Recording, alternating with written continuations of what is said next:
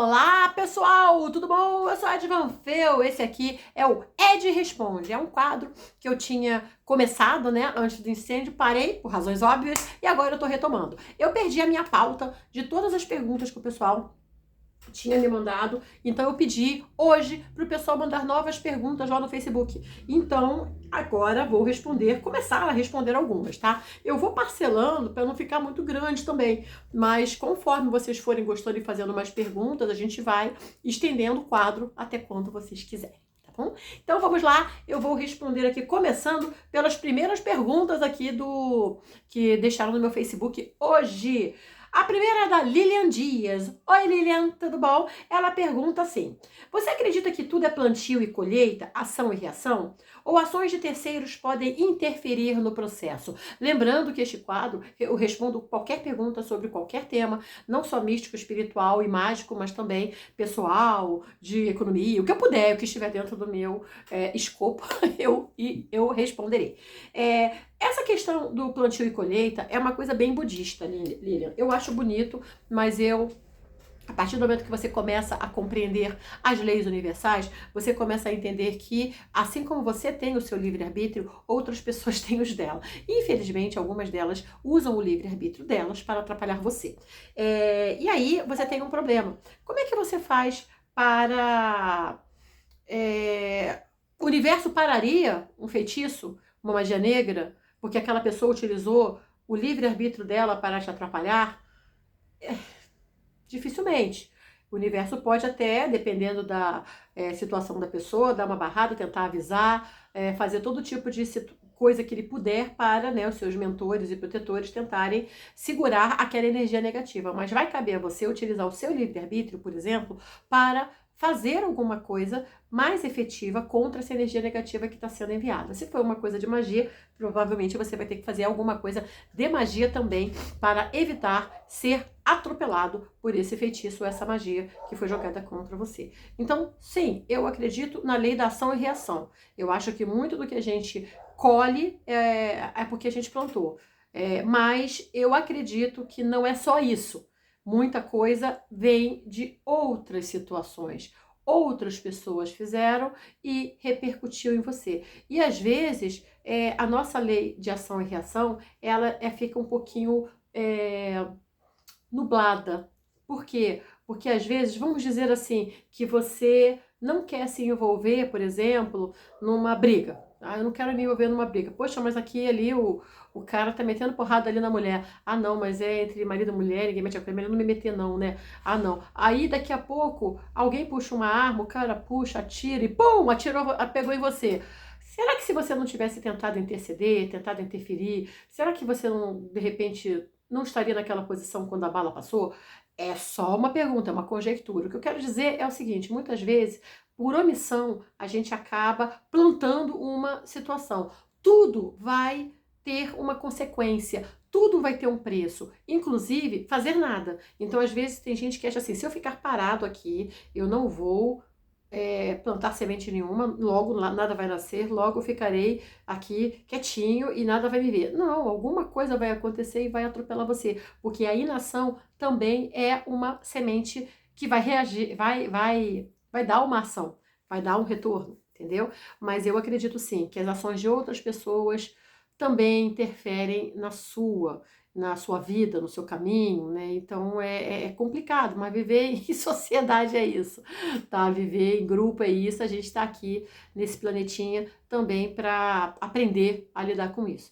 E é por isso que eu acho que, por mais que a gente tenha que plantar bons pensamentos, bons sentimentos e boas ações, a gente também tem que ter conhecimento de magia, de leis universais, para também saber se proteger, tá bom?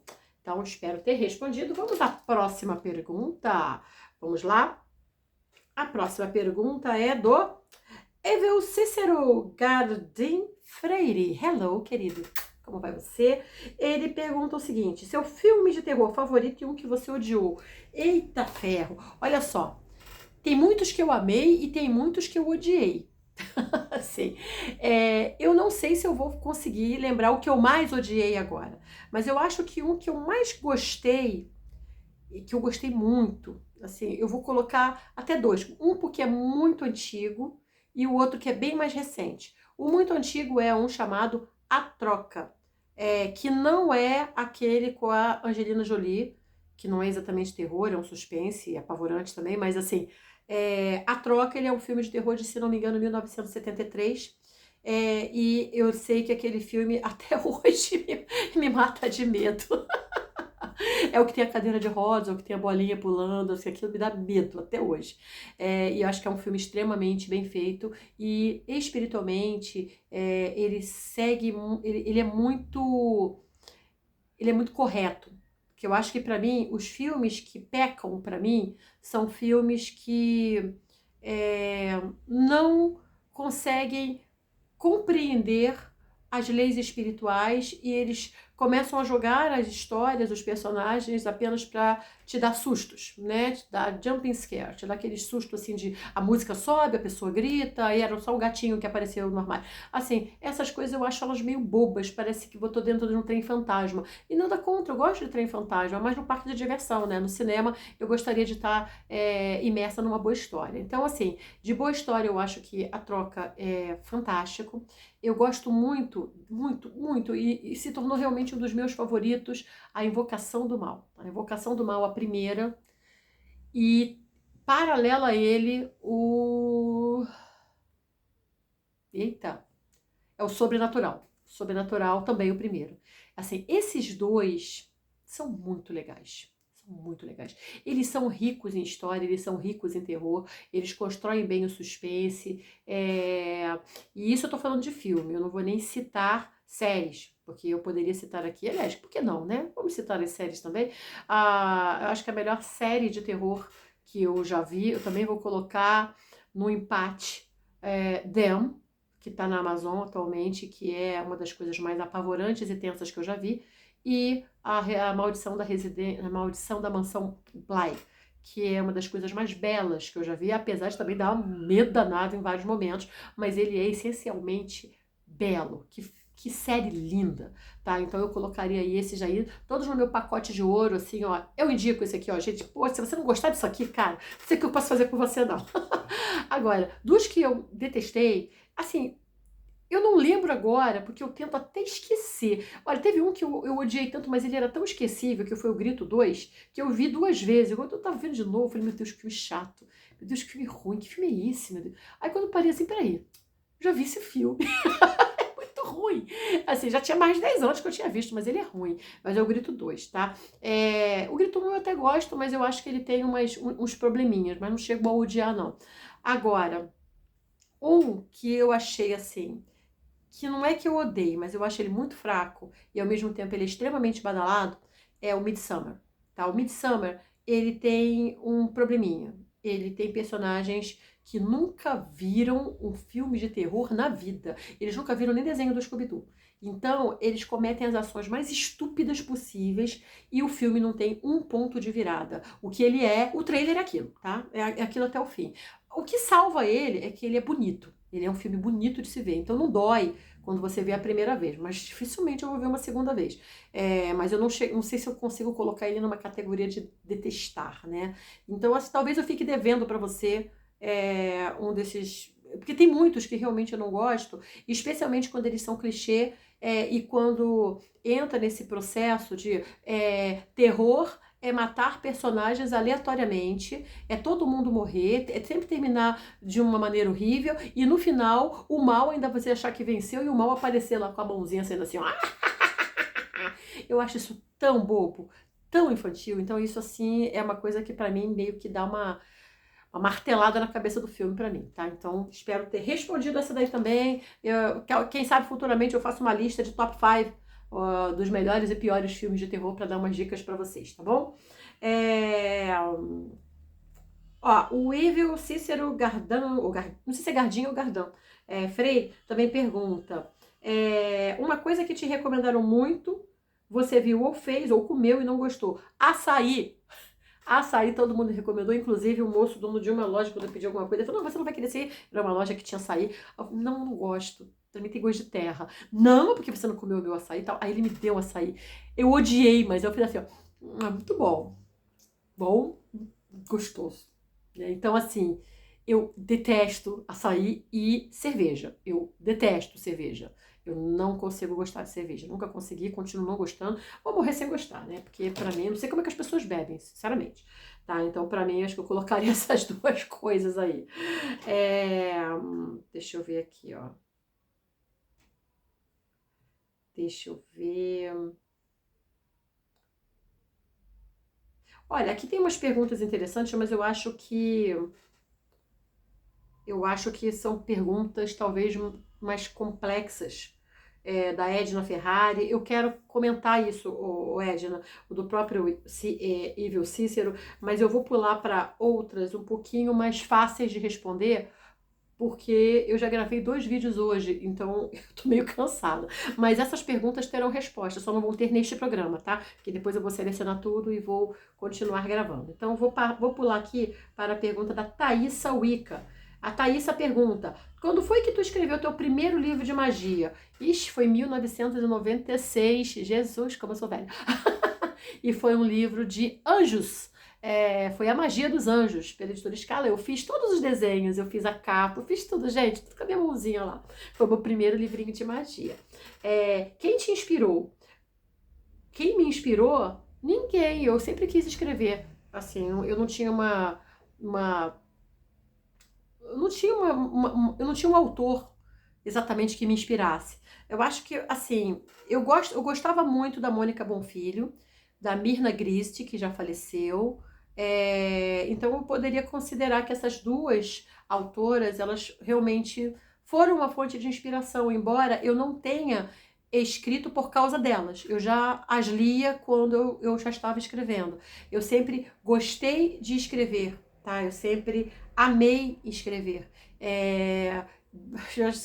Desde cedo, eu sempre gostei de contar histórias, de me comunicar, de ensinar as coisas para as pessoas. Então, eu não sei se isso veio, se essa inspiração, digamos assim, veio especificamente de um autor, de uma autora, assim, mas nessa parte mística, esotérica, eu vou colocar essas duas porque foram as duas brasileiras que eu lia na época e que eu gostava, achava bonito o texto delas, que foi a Mônica Bonfilho e a Myrna Grist, tá? Não sei se teve eu cheguei a ler a Márcia Frazão também, mas aí eu acho que eu já estava. Eu posso colocar a Márcia Frazão também nesse pacote. A Márcia Frazão também, eu li A Cozinha da Bruxa dela, que era muito legal, porque ela contava as histórias da avó dela. E ela é uma poetisa. A Márcia Frazão escreve muito bem, gosto muito dela, conheci ela pessoalmente. E assim, eu acho que foram boas influências aí no meu início de escritora. Agora vamos ver qual a sua bruxa dos filmes, que é a minha favorita? Eita, a minha bruxa favorita dos filmes.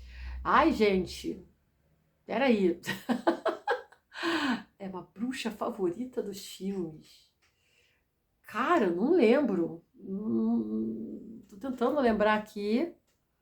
Não que eu não tenha... Olha só, tem uma bruxa que eu super me identificava com ela, e é um filme tão simpático. Mas assim, ele é antigo, não tem no Brasil, não passa mais, passou numa Bandeirantes há 2 milhões de anos, então eu não posso não vou indicar ele não, esse daí eu não lembro nem o nome. Eu até tenho essas dicas na apostila do Bruxaria Wicca, eu sempre coloco dica de um filme, aí eu achei esse filme e coloquei lá. Mas eu tô tentando lembrar aqui, sinceramente eu não lembro, tá? Eu vou pular essa pergunta de uma bruxa favorita, tá? Mas não lembro. Tá, mas eu vou... lembrei, olha só. Eu vou colocar a minha bruxa favorita. É a Willow, da Buffy, a Caça-Vampiros. A Willow, ela teve um crescimento, né, dentro da série, que ela era desde a melhor amiga da Buffy, nerdzinha, quietinha, tímida, e ela foi crescendo, ela começou a estudar magia, e ela justamente entrou na parte da magia Wicca e tal, e ela cresceu e ela se tornou uma bruxa super poderosa. Aquilo foi muito legal.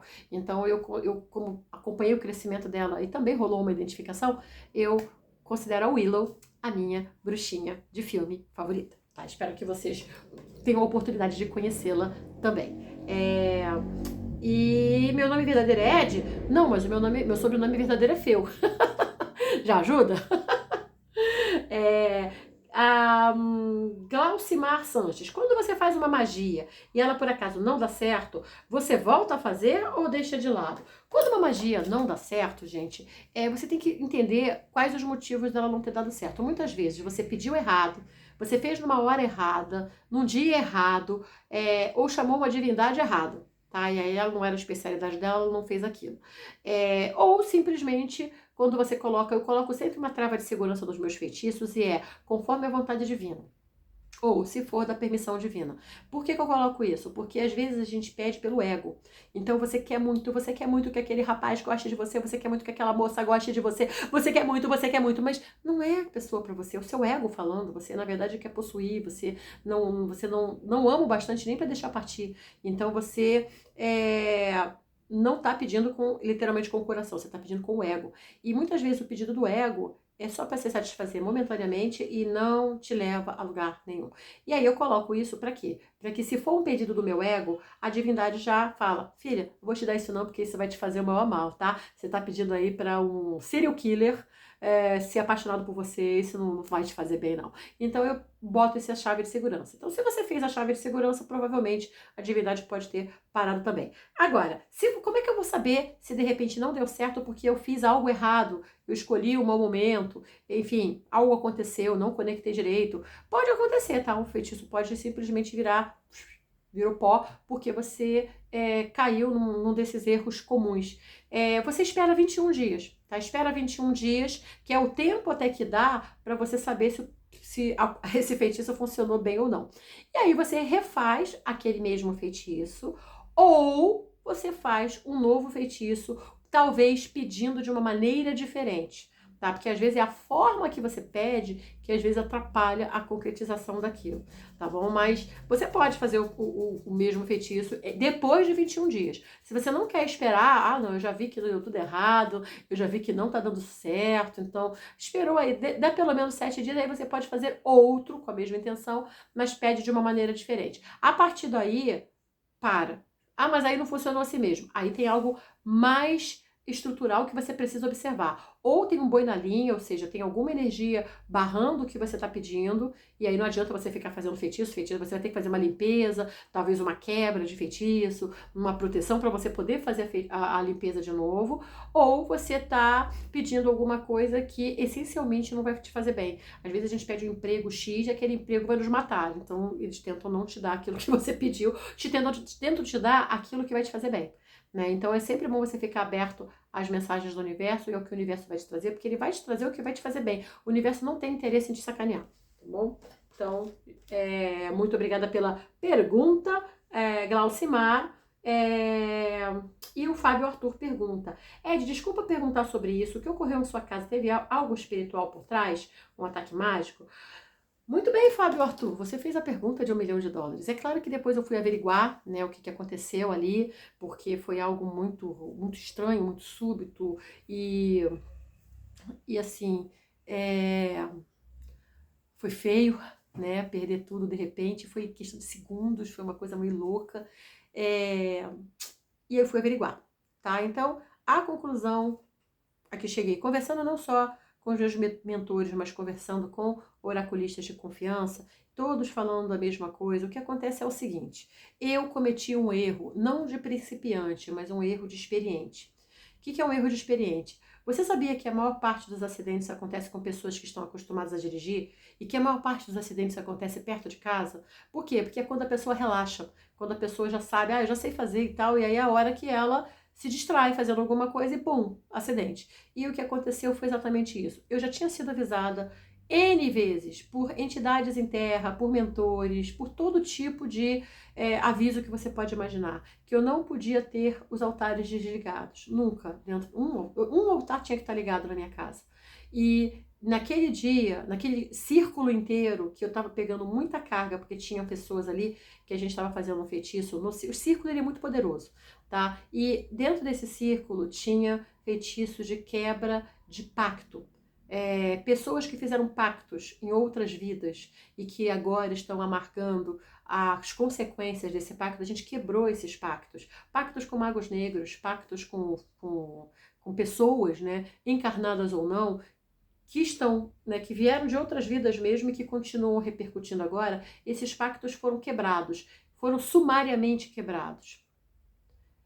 E muita gente lá embaixo ficou muito chateada com isso, porque perderam o controle sobre dezenas de pessoas. Eles perderam esse controle, né? Então, eu já sabia, eu já estava tendo uns pesadelos, já estava sendo avisada desde janeiro que havia um movimento negativo por conta do serviço que eu estava fazendo. Mas o que eu posso fazer? É o meu serviço, é o meu trabalho. Só que eu poderia ter sido mais esperta e ter mantido o altar aceso, outros altares. O altar principal teve que ser desligado por causa do Douglas. Ele estava mexendo, ele estava alcançando, então a gente acabou tirando dali. E já foi um erro. E o outro altar eu não consegui acender, eu não tive tempo para acender, porque foi tudo tão corrido, foi tudo tão. Eu tava fazendo tanta coisa, e eu ia deixando para depois, pro dia seguinte, e acabou que eu fiz um círculo inteiro sem nenhum altar ligado. Aí o que aconteceu? Houve uma brecha. Né? Essa brecha ainda foi segura pela pirâmide de cristal de São Germain. E foi no último dia do círculo, e foi 6 horas da tarde. Foi quando a força da pirâmide diminuiu um pouquinho, a brecha se abriu. E essa energia negativa passou. Então sim, foi um ataque. Mas é um ataque que está tentando ocorrer já há alguns anos. Só que dessa vez eu deixei a porta da casa destrancada, né? E aí o ataque passou. E o ataque, eu já soube disso. O ataque não era para exatamente assim. O ataque era para me deter. Então o ataque era realmente contra mim. E o ataque era para deter o serviço, deter o meu trabalho. E tanto que as perdas principais foram do meu trabalho. Eu perdi muita coisa do trabalho, né? Eu fiquei meio que quebrada, assim, no mês que se seguiu, porque eu não sabia nem por onde começar, porque eu não tinha mais computador, não tinha câmera, não tinha microfone, não tinha tripé, não tinha livro, não tinha nada. Então ficou uma coisa, não tinha roupa. Então eu fiquei assim, gente, o que eu vou fazer agora? E com o tempo a gente vai se acalmando e ajuda vem, porque isso eu não posso reclamar de forma alguma.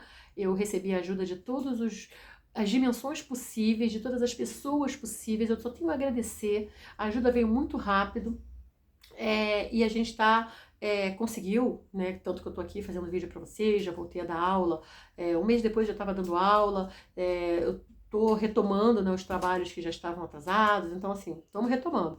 Então assim, sim, foi um ataque, eu não sei se foi necessariamente, eu acho que sim, foram de encarnados, pessoas que estão aqui sendo instrumentos desses seres do umbral que não querem que eu continue, porque é claro que eu vou continuar, e eu vou continuar quebrando pactos, eu vou continuar fazendo o que me mandam fazer, porque esses rituais do círculo, eles não são de livro, eles são canalizados especialmente para aquele grupo, para aquelas pessoas que precisam disso. E depois eu recebi vários depoimentos de pessoas do círculo mesmo que tiveram efeitos físicos de quebra de energia negativa, de quebra, pessoas que estavam realmente sofrendo ataques muito sérios de pessoas que trabalham com magia negra muito baixa e que estavam muito revoltadas, né? E teve até um caso muito interessante que foi no dia que a gente fez o ritual de quebra, de pacto, né, e de retorno, alguma coisa assim, a pessoa falou que a bruxona lá que estava atazanando a vida dela e da família dela, teve uma visitinha surpresa da Polícia Federal. E aí deu no jornal e tudo, uma Polícia Federal fez uma devassa na mansão dela, assim, era uma mansão, gente, mansão, muito quadro, muita obra de arte, muitas joias, muito dinheiro, muito carro, muita mansão, a Polícia Federal levou tudo. Então, assim, o círculo, ele dá efeito, ele faz o que tem que fazer. Eu cometi um pequeno erro que não repetirei, claro, e não me arrependo de nada, tá? Eu vou continuar fazendo o trabalho. Quem faz o trabalho tá sujeito a isso, gente. A opção é não fazer o trabalho. Eu não quero, eu não tenho essa opção, eu não vou aceitar essa opção. Eu vou fazer o trabalho, tá? Então, próximo círculo já tem data marcada, 22 de setembro, estamos aí para círculo de vendas. Vamos continuar trabalhando, tá? E vamos continuar tendo resultado. Então, obrigada pela pergunta, espero ter respondido. Vamos para a próxima, mas já tá acabando aqui o meu tempo, tá? Já tô vendo que assim já tá chegando a meia hora, já é muita coisa. Acho que eu já vou encerrando por aqui, vou responder mais uma e a gente encerra, tá bom? Aqui. Pega aqui. Vou pegar uma do Fábio também. Ed, como andam seus projetos sobre os seus livros esotéricos? Quais seus próximos lançamentos nessa linha? Eu vou manter, assim, eu tenho alguns projetos, tenho pelo menos esotéricos, eu tenho 3 projetos simultâneos, mas um é o Manual da Magia Moderna, volume 3, que é sobre símbolos mágicos, que já está em andamento. O outro é sobre voodoo, que eu acho muito legal, mas esse tá bem no comecinho, né? Pode demorar um pouquinho. E o que tá mais próximo de terminar é o Tratado Geral dos Elementais, que vai falar só sobre magia elemental. Né? E ele vai ter muito das Wiccas, né? Teve umas Wiccas que eu fiz de elemental, mas ele vai ter muito mais do que aquilo, tá? Porque eu vou ter que usar algum material que eu já tinha, porque eu também não vou reinventar a roda, não. Coisas que eu já escrevi, eu acho que tem que contar de novo, que eu também não posso pedir para a pessoa, por favor, consulte a sua Wicca número 42. Não posso, né? Então, vai ter algum material dessas Wiccas mais antigas de elementais, mas vai ter muita coisa nova, né? Então, esse é o que está mais próximo de terminar. Não posso garantir que termine esse ano, porque esse ano tá muito louco. Esse ano tá muito louco, gente. Mas ele tá perto de terminar. Logo, se tudo der certo, né? Quem sabe até o final do ano aí vocês têm uma surpresa. E eu insisto na revista de previsões, revista de previsões que eu faço todo ano.